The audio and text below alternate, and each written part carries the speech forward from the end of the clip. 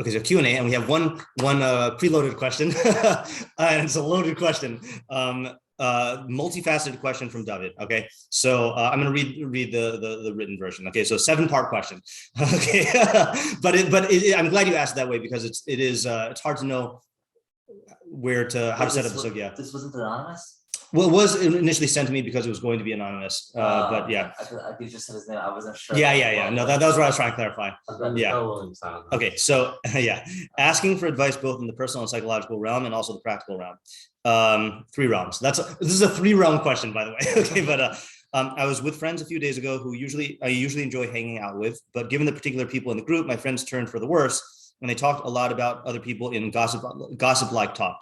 Some of the friends were people who I have shared more personal things with in the past.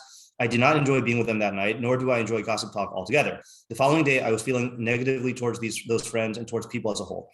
I want to feel better both within myself and with my relationship towards my friends. A few questions. 1, what is the best way to practically approach a situation like this when it comes up again? Not join, come prepared with a way to change the conversation. It feels wrong knowing that a bunch of my friends will be hanging out, telling myself that I don't want to be there. 2, this is really 2 separate questions. I don't want to be feeling negatively towards my friends, nor towards people at large, but seeing the bad side of my friends, who by nature of their being my friends, I hold to a higher regard than most people in the world, brings me to see that everyone else must have this or even worse within them. How can I help myself not be stuck feeling this way? 3, not a question, but a note. Some of the people who I heard my friends talk about suddenly got tossed under the negative feeling towards my friends, and I had to keep conscious to separate the people that had nothing to do with what was before me. 4, I notice I am still feeling angry towards one of the friends, and I don't want to be building up that hatred within myself. I want to discuss it with them, but I feel there's no good way to do that. A, in a way that's not going to be calling them out. B, is actually going to lead the change, especially given that this happens in a social setting. Is there a good way to approach them? I think they are somehow, I'm not going to catch you up on this. This is way too long. I mean, I'm not saying a criticism of you, but I'm not, yeah, usually I try to catch up people who are late, but I'm not going to do it this time. I think they are someone who would want to hear how I'm feeling, though I don't think anything would change within them at all. 5, insofar as these being friends that I've opened up to before, is it smartest to not share the personal things with them anymore? What would be best to do if they ask personal things about me because they know me as someone who is open with them and now I suddenly am not? I don't want to have to restrict myself from sharing things with them, both interpersonally and also because of the ease I feel when allowing myself to open up to friends. 6, I don't want my actions to be influenced by knowing people like this are lurking in the background, waiting to say something juicy about me. How can I bring myself to not think about that? 7, note, this hangout felt like what I imagine emotional letzanus is like, and I can see that it is quite depressing being down there, which I love the way he said being down there. Yeah, okay. Yeah, okay. So we're not going to go through in order. I think it was 2, 4, and 5. Yeah. He said I felt like that would be meaningless for verbalizing it because yeah. Is this like a group sharing? Can we share our thoughts on this? Not like our discussion, but like our thoughts on this. So I was thinking about that. I think because of how long these questions are, I want to share my thoughts first, and then if you want to chime in with something. So I can't say I'm going to address all of them, but we definitely have to start with this Rambam because, of course, you know which Rambam I'm going to start with, and if you don't, then Deos 6:1, one of the most oft-quoted Rambams I think in my lexicon, surprisingly. Derech bri'aso shel adam lios nimshach b'deosav u'masav acharei v'chaverav. It is human nature to be drawn in his Deos, here Deos meaning character traits, and in his actions after his. We recently updated the word comrade to something else. I think we found a better term, right? For what do you call someone who's not a chaver but is like an associates? I think associates. I think it's probably a good thing. Yeah, acquaintance is good also. No, acquaintance is not good because acquaintance just implies that you are acquainted with them, but it doesn't imply that you spend time with them. And I think in this context, at least, someone who you associate with. You know, the noheg b'minhag anshe medinaso, and he will behave like the people in his Medina. Lefikach tzarich adam hischaber letzadikim v'leishev etel hachachamim tamid kadei sheyilmad ma'asehem. Therefore, it is necessary for a person to befriend tzadikim and to sit near chachamim constantly in order to learn from their actions. V'yisrachik min harashaim halholchim b'choshech, and to distance himself from the wicked who walk in dark. So that he does not learn from their actions. Shlomo Omer,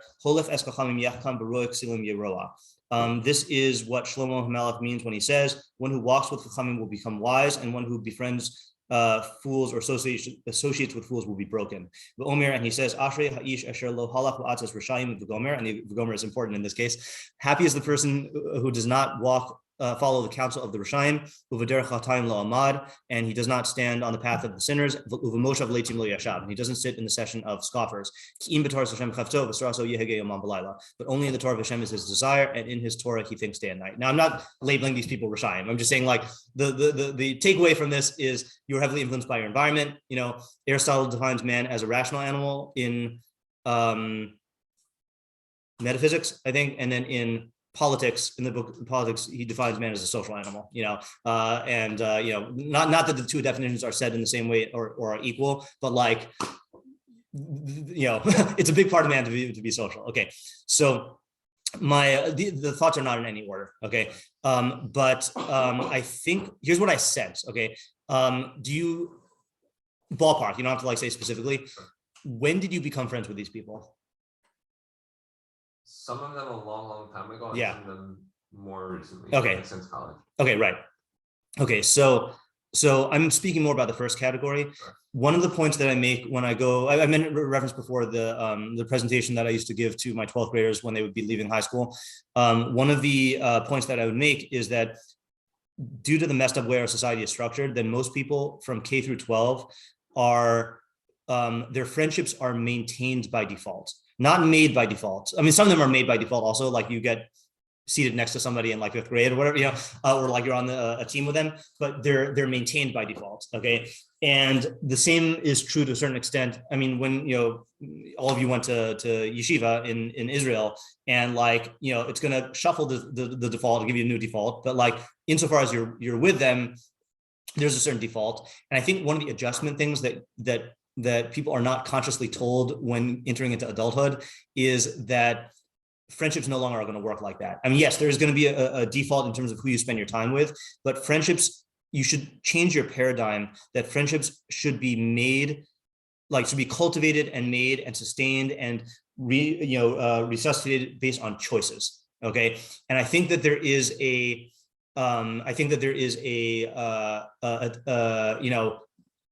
lack of awareness that is the case, and how much power there is in the ability to actually like cultivate your friendships, you know. So I think that's like the premise I want to go in with in terms of like, I could see that there's tension in there in terms of like, but you know, as Princess Leia said, but these are my friends. Chaim's not here to appreciate that line, but some of my favorite references are references to lines that have absolutely no like actual value, just like random lines. So I think with these old friends, there's gonna be a lot of feeling of like, these are my friends from many years. And you have to realize like it's possible that those were good friendships that served your psychological and social needs then, but things have changed. Okay, and paired with that point is the fact that you certainly have undergone a lot of change since high school, you know. And I think that there is there might be an unconscious double standard going on here, which is that you hold them to be, you want them, part of you wants them to be the same friend that they were, you know, back then. I'm assuming that from the way you asked the question, that these friends did not display these types of behaviors in this way back then, or you weren't sensitive to it. But either way, the double standard is realizing that you've undergone so much change in the last like 4 or 5 years, or whatever, and they've also undergone change because of the environments that they've immersed themselves in. And it's possible for these things to like drift apart, you know, and for you to like want that thing, that friendship, or to be able to turn to them for the same needs that you used to turn to them for, it might not be a rational like demand, because they're different people now, you know, things have shifted. So I think that's another, I'm just gonna lay everything on the table, okay, and then because there's so many thoughts here.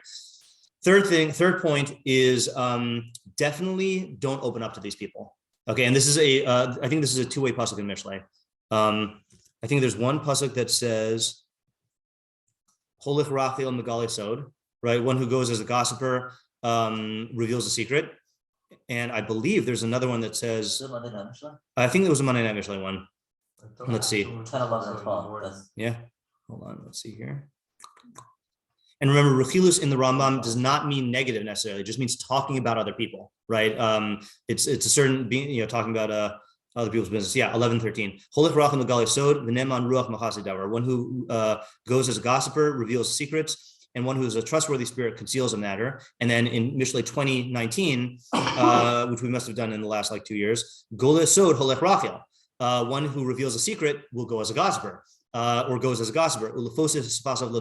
And I think we did the Rabbeinu Yonas there, and there's havaminas that okay, this person is a gossiper, but they won't reveal my secrets, or this person revealed this secret, but they're not a gossiper, and you cannot, in the micro and macro sense, entrust personal things to this person. And in the micro sense, I mean, if you have a particular thing that you don't want to get out, you can't entrust that. But then also like you said, there's a certain openness you have with certain friends that you're willing to talk about certain things and be vulnerable. And you can't maintain that channel with friends like this, because even maintaining the channel will put you at risk if a conversation develops in a certain way for you defaulting into revealing something to them. And you don't, I mean, look, I'm assuming that it would give you, you said this, it would give you anguish if friends talked about you and your secret stuff and your private stuff in the way that they were talking about these other people. You cannot expose yourself to that because they will reveal it, So from a practical standpoint, then that's another thing to take into account. Point number 4 is it's okay to have compartmentalized friends, right? And if you can keep it in in other words, these might be friends that you hang out in type A way. You need to hang out with them in type B way, which can avoid these things. For example, I always use this example. I have my Magic the Gathering friends. For example, I'm only friends with Isaac because he plays Magic. No, but there are Magic the Gathering friends who that's the only real way I interact with them, and our interactions are confined to that, and that's totally fine. And this might take some inner shifting in terms of how you categorize these friends and how you relate to them. And if you can shift the friendship in a way where you can benefit from the enjoyable aspects of their company, without, let's say these were hangout friends where you hung out with them in groups, right? And that's where this kind of stuff happens, or where there's the unpredictable factor of depending on who's there, then it can change things. Maybe this could be a going out, you don't drink coffee, going out to coffee with going out to lunch friend where you are one-on-one, and this is not going to happen one-on-one, it might take some shuffling. Okay. Point number 6 is that I do think, especially, I think that you're correct that you should not try to change these people. Okay. Because that's always a recipe for disaster of trying to change somebody, even if someone who you're very close to, but I do think that it is important. I think, and I forgot to say my prejudice, not my prejudice, I'm biased in this. Okay, I'm biased, and I'm not saying that for whatever reason, I am extremely blessed to have not had friends like this. I don't know if it was because I was so selective in my friendships growing up, even before I was Jewish.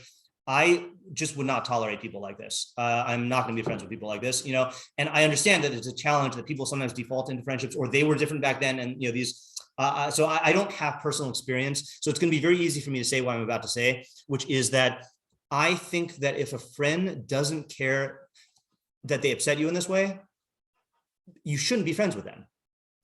You can be acquaintances, but you shouldn't.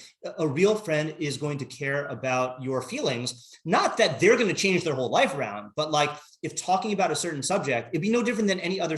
Talking about a certain sensitive subject is going to bring me pain, and my friend knows that and still does it.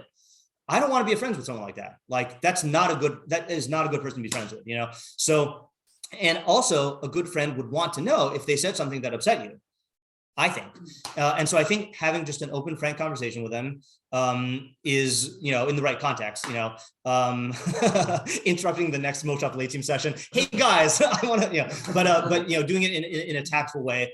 I think it's important for your friendship, insofar as you want to maintain that friendship, to have that. That was point number 6. And then I think I had one more point. Give me 1 second. Yeah, I know, but let me just quickly glance at the questions and see if that triggers the memory. Don't tweet those. Oh yeah. This is not really an answer, but just an observation here. One of the negative effects of a rachil or a bal lashon hara or a letz is they can taint things that have nothing to do with like what is being talked about. Like you were saying, that phenomenon of like they can. I mean, that's why we use the word. It is good that we use this word in society now, even though it's overused. Is toxic. These people are toxic. They poison things, and like. It is, and therefore they cause a lot of collateral damage that once you hear certain things, you can't unhear them or you can't dissociate the feeling with them, like and that's just another risk of being around people like this, that they could taint things that are just not, it's I think that is, when they say that lashon hara kills the speaker, the listener, and the one who's spoken about. So the one who's spoken about is obvious, right? Is like they can change people's opinions of that person. The speaker, anyone who's learned through sugyas of lashon hara, it can affect them. But I think the listener, I think the analogy to murder is an entirely passive victim. You are an entirely passive victim of this crime. Like you're assaulted with the statements, and like there's nothing you could do. Even if you try to like disbelieve it afterwards, there's nothing you can do to like unhear it. So it's just like it's a bad situation. I might have had another point, but yeah, yeah. Okay, so I know it's tempting to like, it's gonna be tempting to say like, oh, I've had an experience like, and just have sharing time, but I'd like to keep our focus on like the ideas and solutions. So if anyone has any like ideas or solutions, then I'd be open to that. Yeah, solutions. Yeah. Okay, yeah. So like, so Zach and I, we have like a good thing going on in terms of friendship, I hope. Yeah. So like, whenever like sometimes when I would like talk about other people yeah or like before I even start, he would be like, look, like I just want to know, like we should talk, yeah, talk bad about other ones, yeah, like, just don't talk about it, yeah, whatever. So like so like he keeps me in check, so like yeah, that's something that's good, yeah, that's something you could do. Like again, if you value them as friends, like a part of friendship is that you both want to grow, yeah, right? And like, I mean, okay, depending on the premise of your friendship, right? Like like the ultimate friendship is where like both of you want to grow and help each other succeed. Right. Like you're gonna want to tell them, look, you suck and you get yeah. Oh, I remember my seventh. That reminds me of my seventh point, which is, and this is not about you clearly have friends who are not these people as well. Okay, and I do think, even though I don't like to say it, the Rambam goes on to say that if the people of Imhaya b'Medina shemin hagoseha rayim be'in anarshim holchim b'derech yeshara, so if the people in your place where you live are bad and there are no good people who walk on the upright path, yelech lamakom shanashik tzadikim nohagim b'derech tova, then go to a place where there are tzadikim and the people behave well. V'im hayu kol hamedina shehu yoda an v'shomei shmuas and nohagim b'derech lo tova, kamos b'nin izeh, if all the places that you've heard of have people who are not conducting themselves properly, like nowadays, or you can't go to a good place where people have good behaviors because of various factors. Live alone. Like it says in Eicha, sit in seclusion to be silent. And if these people are so bad that they won't let you be alone, unless they like force you to mingle with them, and to act like they do, go to the caves and the ditches and the deserts, and don't conduct yourself in the way of Chataim. Like Yirmiyahu said, if only someone gave me an inn, like a hotel in the desert. Okay, so I think it's very easy for the Rambam to say that, not so easy to do. And I was going to say that you're not in this situation, but if these were your only friends, I would moderate my advice based on the fact that the social is such a huge need that severing a relationship with your only friends might be disastrous, as opposed to just like a bad meta thing. And like there needs to be a different strategy. So like I just wanted to say that in case anyone's listening that is in that situation. Yeah. Yes. Yeah, I had a few things. Sure. One is that I think that, especially because there is such a negative emotion that's felt when you experience this thing, and because you feel that disconnection with people, and when we feel disconnected, we want to then reconnect.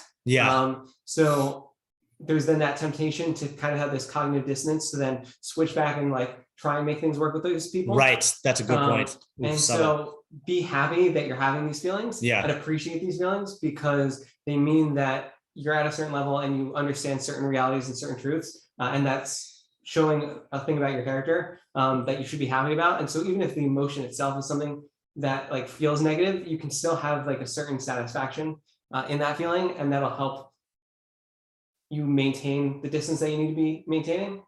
The other thing but before you just to add on to that point, which is that also on, I don't know if the flip side, but talking about the same phenomenon, realize that the desire to reconnect might come from different places, you know, and I think there is a feeling that it's coming from a good place.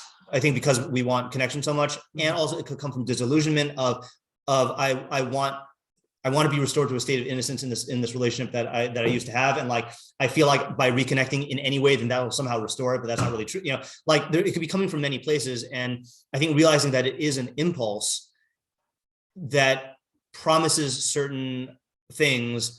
You need to examine the impulse, you know, like Epictetus always says, the impression, don't get carried away by the impression. Yeah. The other thing was in one of the questions. I don't remember which one in the whole list. How could you not remember? You had said that you don't feel like these people can change. And I understand and can appreciate that feeling. At the same time, I think it's very dangerous to completely write people off. And that is something that I think, if you want to have a relationship with these people, having that emotion towards them is one that's going to inhibit your ability to actually work with them and be flexible with them and be a respectful and appreciative person, that understanding that all these things are part of the human condition, and that people do want to work and want to improve, and to just like say from this one experience that they're not going to be receptive to certain things. I don't think it's necessarily fair to them. And you need to be careful on the flip side of like not like giving them too much leeway that you overlook something. Right. Just to respond to that, I mean, just to clarify what I said earlier, I don't know if I said these. What I meant to say is you should not go into relationships in order to change people, you know, or maintain relationships on the premise that you will change them. I mean, I think that is really what I wanted to warn against, especially marriage, right? That's the big one. But but people can change. If you are receptive to change, then when people do change, you'll be able to see it. Right. Whereas if you go into or have a certain mindset that people aren't going to change, a lot of times people change and then you're not able to see it. Right. And you're not able to respond and help facilitate it when they do come to that time. Right. And just to just give perspective on that as well, you know, the real time, see, one of the things I enjoyed about being a high school teacher is that human beings change a lot in those 4 years. And then in the, you know, 4 to 7 years, whatever, you know, let's say just arbitrarily till 25, you know, like people are still changing a lot in those years. I do think that there is a certain thing where both based on like maturity and the way people think and the circumstances that they're in, the pace of and the range of changes that happen during that period are much greater than after that period.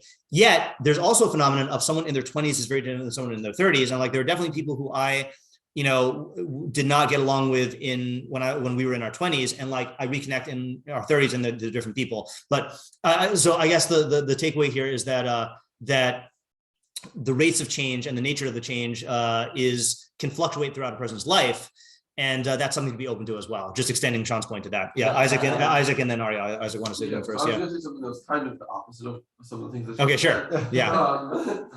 Which is, I think, if you decide that the best strategy is to not maintain a relationship with them, I think it's not necessarily harmful to think of yourself as a better person, such that you don't want to spend time with them. Like I feel like you have the same thing that I have, where I don't want to credit myself with something like that, because then it feels like kill count 1. No. You don't want to like credit yourself with something, because then you're gonna feel like you're great at that, and then you don't need to change, which I think is good in general, but is not good if you are thinking of yourself on a lower level, such that you're not like better than sitting with Leitzim,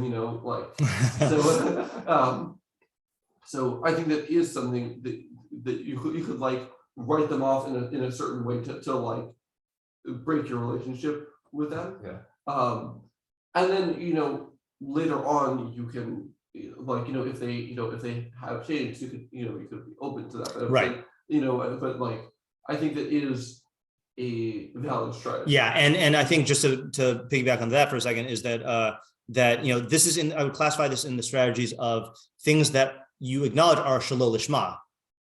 That like I need this psychological boost, or I need this thing in order to make a good decision, and I recognize that like it is stemming from another less than ideal trait in me or whatever. But you got to at the end of the day, you have to make healthy decisions in terms of setting up your life in a way that will be good for your development, even if there are there's dross mixed into the silver, in terms of the motives. Yeah. I think Rabbi had a line that was like don't kill your low lishmas. Yeah. Right. Yeah. Yeah. So I was just add, it seems like there are like different categories of friends. Yeah. Right.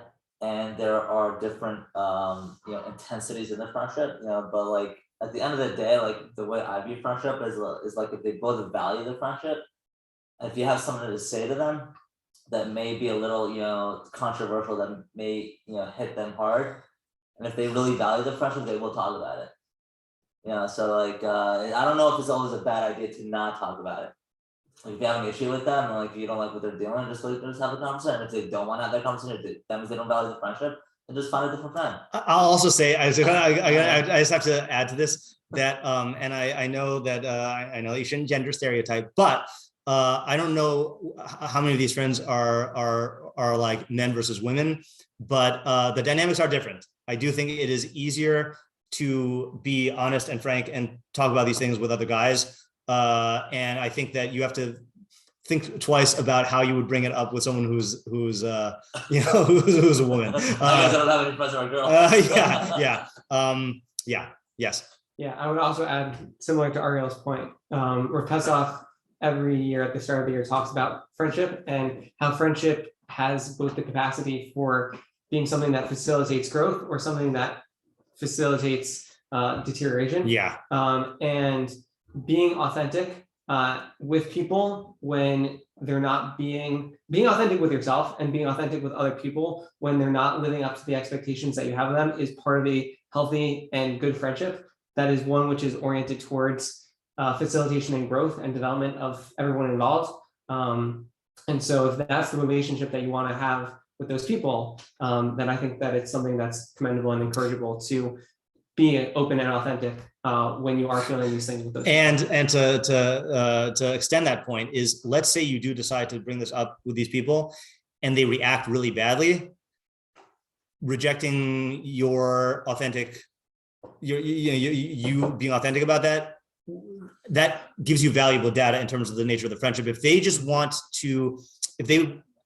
a certain version of you that is not you, then that's another thing that maybe you should signal that this relationship should be brought to a close, Yeah. So then can I ask with then all that on the table? Yeah. So like practically, what do you guys advise on how to approach this friend, not approach it? I mean, it sounds like I'm getting a general sense of like probably good in some way to approach. Yeah. I mean, I again, do it in private and making it about your own feelings. Like, again, I know this is this is now cliche, but it's like one of the good cliches, that the way to talk about these things with people in general is, when you do this, I feel this way. That's the formula, as opposed to like, why do you have to be such, like, don't, make this about, make me feel this way. You make me feel this way. Yeah. Right. Yeah. Always also, Yeah. Right. In other words, make it clear that this is how you are reacting, make it about you, and give them that space in terms of without the judgments. Yeah. Yeah, I'm gonna bring in another thing from Brene Brown. Yeah. Which is she talks about when you're in a conversation with somebody and what they're saying is something that you don't like, or like you feel a disconnect happening. The immediate reaction is to retreat and to like reserve yourself. And the hardest thing to do, and often the best thing to do, is to ask for more clarity. So yeah, that's good. Like if you find that like you're writing them off, or you're telling yourself certain stories, recognize that that's something that you're telling yourself, and to be constantly trying to get the other person's perspective, and to appreciate the other person's perspective, because that's really the way in which you create connection and maintain a healthy connection. Yeah, I want to not that you should use this here, but because this is you reminded me of this, is I heard this from Tim Ferriss. I forgot where he heard it from, that he said that with I think he uses this with his girlfriend, that that if you're really heated in a fight, then the template for the dialogue that they use with each other is they'll start off by saying, by prefacing what they're saying, by saying, in the crazy story I'm telling myself, then you just, and then when the other person responds, they'll say the same thing. So you're acknowledging that you both have your own narratives, and that the narratives are not necessarily representative of reality. Again, I'm not saying you should say that here, but yeah, that's good advice as well. Yeah. So then from that, so like a certain like, oh, when you talk about other people, you talk about what I assume is also going to be me in some situations, then I feel a certain way. Yeah. And then from there also, I'm interested to hear just from something you were just most recently saying, of like what compels you. What was no. I want to ask them, like, tell them whatever it is that you're feeling. Yes. They're going to respond. Yeah. Because they see something from a different perspective. Yeah. And oftentimes their perspective is going to be very foreign to you. And if you just leave it as like, their perspective doesn't make any sense, then things stop there. To say like, hey, like I appreciate you telling me this, and I'm still not understanding, or like I still can't relate to what you're telling me. Can you try and say it in different words, or like help me understand what it is that you're saying? Yeah. That's respecting that you understand that it's entering the prism of your mind in a certain way, and that you're distorting it and creating certain expectations and realities based on what you're hearing, and that's not necessarily what they're saying. And if you can just be honest with yourself that I heard something and it didn't sound right, it didn't feel right, and maybe that's me. It could very well be that that's actually what they're saying.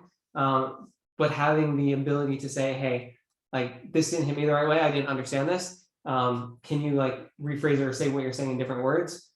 Is a great way to get the actual picture of what they're right. And just to clarify what I said earlier, and to reinforce Isaac's point, that don't make it about what they do in general. Make it like introduce it about that particular conversation that happened, because making about this trend in general is falling into the trap of saying you always do this. That's how they're going to hear it,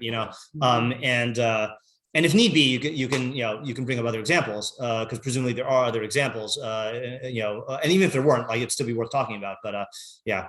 And this is all on the premise that you obviously want to keep the relationship going, right? Yeah. Or right. Or at least you want to give it a shot, right? That you want to give it a shot, right? Because there are friends who I had to reevaluate, and I was even worth that conversation. Completely before they. Right. Yeah, and that was kind of the points that I started off with of that, like, you should be aware. You shouldn't go into this with the premise that like I need to save this friendship no matter what.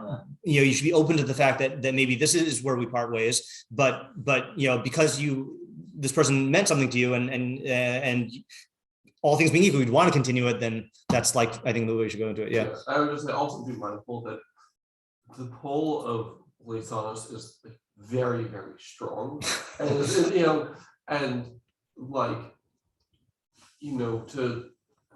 to like, I'd say temper the way that you have the conversation based on that. Recognize that they're probably gonna have, it's not just like, oh yeah, sure, I'll stop talking about people. It's not like, there's also Mishlei talking about how, how the links doesn't listen, and obviously the person's not,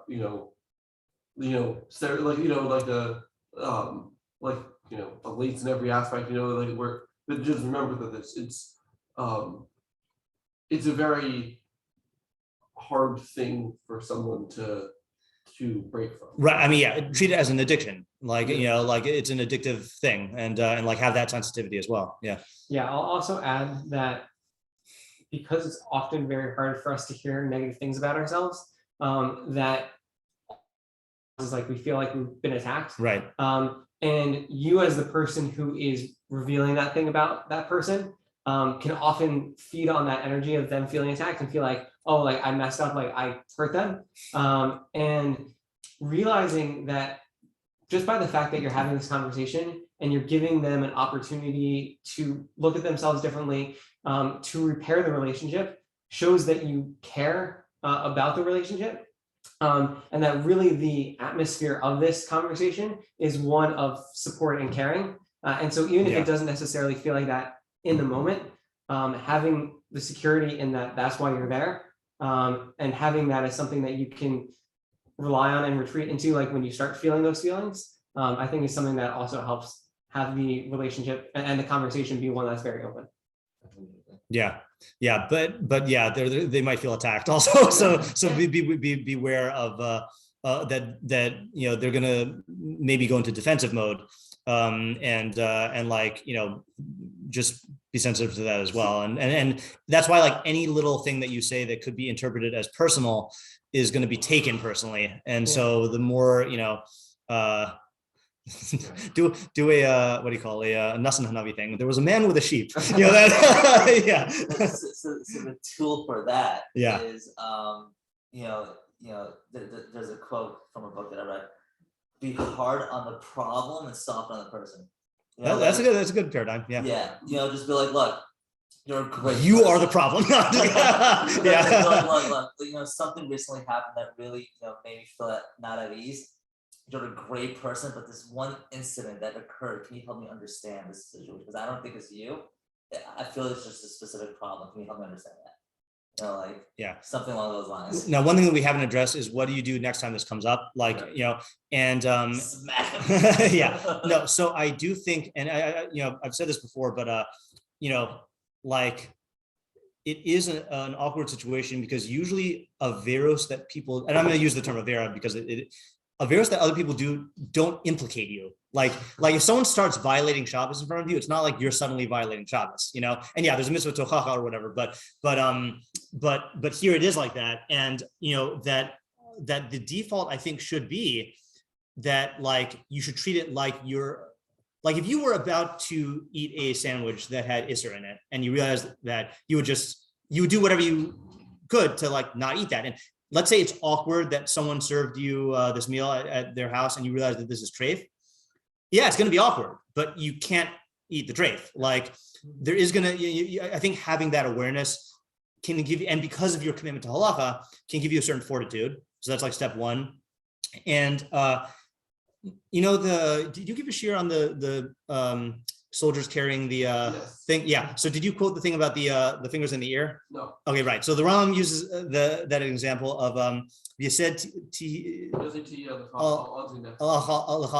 right, which means you should have a peg, right, or a spade with you on your al azenecha, on your weaponry. But then the midrash on it is al tikre azenecha ela oznecha. You should have a peg to put in your ears when people speak lashon hara. Right now, the Rambam gives his own interpretation for what that means. And I don't remember what it is. My interpretation for it is that because of how severe the Isser of lashon hara is, you need to be willing to look ridiculous in order to stop the assault. You know.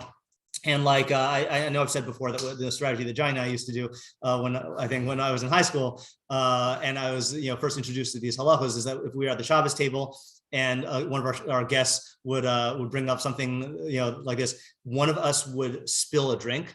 And then everyone would go into a flurry of like trying to clean it up, and then usually people would forget like what the conversation was about. And the one time that they did not, and they just went back to the conversation, we spilled another drink, I do think that like being willing to put a stop to it. And look, I admired it, especially in teaching in a girls' high school, when I would hear let's say like during lunch, I overhear like students like talking and start getting into gossip, and one of the girls would stand up and say like, guys, we shouldn't be talking about this. This is lashon hara. It takes a lot of courage to do that, and again, I don't know how religious these friends are. Maybe lashon hara is going to be the better way to say it. Maybe like, I don't want to talk about our friends this way, you got to be chur, even if you get killed, but I mean, like it really is, and I do think that the main move, and yeah, there are better and worse ways to do it, but like at the end of the day, like it's usher and it's bad. Like it's, yeah, Sean. Yeah, sometimes having specific words to say. Yeah. I think Script is really good. Yeah. I don't appreciate this is a great way to like clue other people into how you're feeling. Yeah. And it doesn't negatively say anything about them. It just says like, hey, I don't appreciate this conversation. I would go even further than that, because I don't appreciate this can be read as a value judgment, even though you're using the word appreciate. Saying I don't feel comfortable talking about this, I think makes it about your feelings. Yeah. And that can't be like, I mean, people can say, oh, you're judging me, but like you're well, I don't want to talk about this, Yeah. Did you have something before? Actually, I don't want to, because Okay. there's a story about this. Okay, yeah. But also, like in terms of what you just said in a group setting, Yeah. chances are like not everyone in the group are inherently, these type of people. That's a good point. So like, Right. it may just be one person that everyone's, so like if you do stand up, it shows, people will admire that. And people there are going to be respect other it, people who feel uncomfortable with this conversation as well. And if Yeah. there aren't, then that is a motion late statement. Get out, like pull the parachute, do the ejection seat, But sometimes you just need a leader to just stand up and like, look, Right. you guys need to. And remember, that is I don't know who says this. I can't remember who says this, but that with the Meraglim, right? That I forgot if it's with the Meraglim or the Cheta Egel. I think it was the Meraglim. Well, in either case, right? God wanted to destroy everybody, right? So the question is like, was it really the case that everyone was involved in this thing? And the answer is no, but the point is that no one stopped it. Like, no one stood up to stop except Yeshua and Caleb, or like, in the Chet Egel, like, Horeb, he got killed. Yeah. Yeah. On what Ariel's saying. So in psychology class, we were just talking about the Ash line study. I'm not sure if you guys know.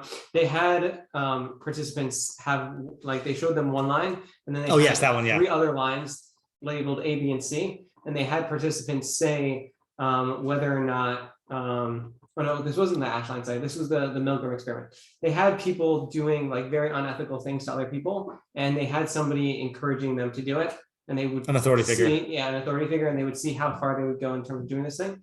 When they added in another fake participant into the study who said, I'm not comfortable doing this, people stopped a lot earlier. Yeah. And with what Ariel's saying, if you say I'm uncomfortable and other people are feeling uncomfortable, they are going to be very inclined to join in with you, because when we're uncomfortable, we're looking for a way to get out of that uncomfortability. And if you provide that out for the uncomfortability, people will take that opportunity. Yeah.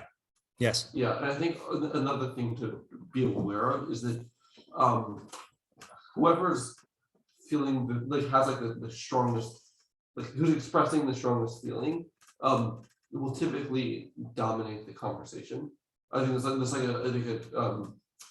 a psychological thing that people have realized with like social media. The most emotionally extreme thing wins, and so someone who's uncomfortable but isn't uncomfortable enough to say something isn't gonna say something if there's a much like stronger current of of enjoying the letzanus. But if you're expressing something and saying I'm not comfortable with this, then right.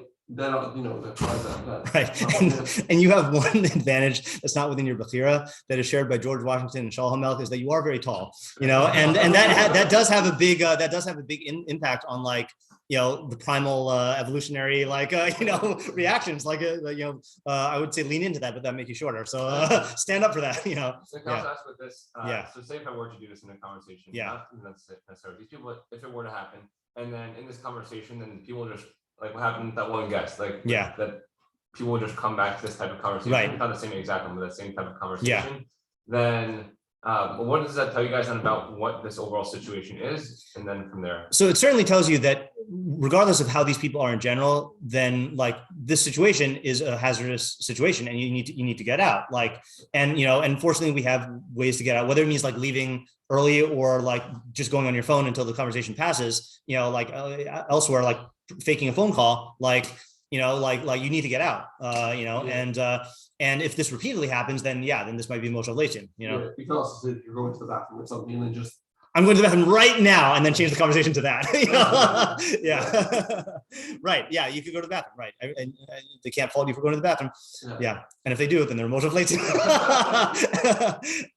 Okay, this was a good workshop. I'm sorry if anyone didn't get a chance to ask their questions, but I'm really glad we went all in on this because this is why we do Mishlei. This is why we do Pirkei Avos and learn about these halachos. Yeah. Also, one other thing, it didn't happen in this situation. Yeah. But I will say at the very least, like having built this up, there have been plenty of times. I know it happened a lot in high school where people know that I was that type of person that does not like these conversations. Yeah. There have been plenty of times where like, oh wait, tell me it's here. We shouldn't talk. Yes, I think that's I was the same way. Like for me, it was I growing up. I mean, well, now also, I never swear, so like it was a thing where like just people would feel very uncomfortable using bad language around me, and if you could get that, it's like a ward, like a force field, that if you can get that would allow you to maintain the friendship in a way that doesn't put you at risk, as long as it's a strong force field and that everyone's on board with it. So that's another like thing to hope for. That would be a good success if this went well. It would end up in that situation. Yeah. All right. Very good. Thanks for the questions. Those were really good. Thank you. Yeah. Okay. I'm glad we recorded it.